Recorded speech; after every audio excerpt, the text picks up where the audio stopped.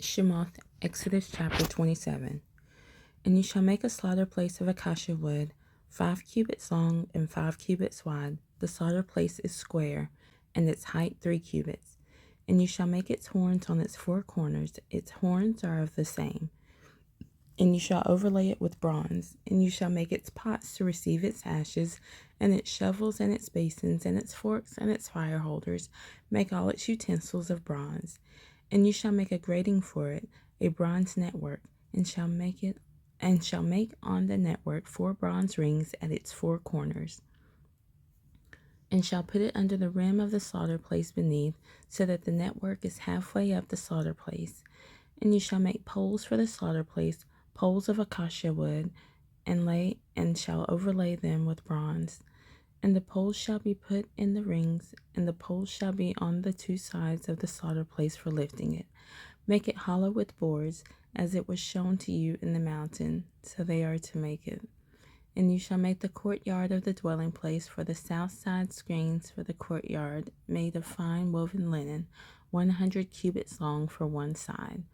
And its 20 columns and their 20 sockets of bronze, the hooks of the columns and their bands of silver.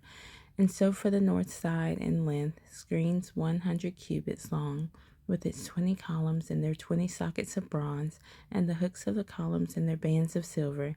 And the width of the courtyard on the west side, screens of 50 cubits, with their 10 columns and their 10 sockets.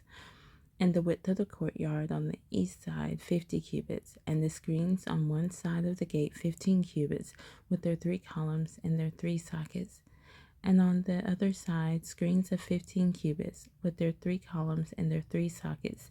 And for the gate of the courtyard, a covering 20 cubits long, of blue and purple and scarlet material, and fine woven linen, made by a weaver, 4 columns and 4 sockets. All the columns around the courtyard have bands of silver, their hooks silver, and their sockets bronze.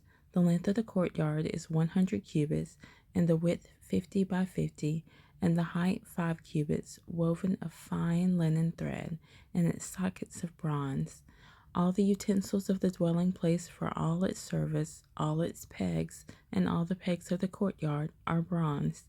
And you are to command the children of Israel to bring you clear oil of pressed olives for the light, to cause the lamp to burn continually.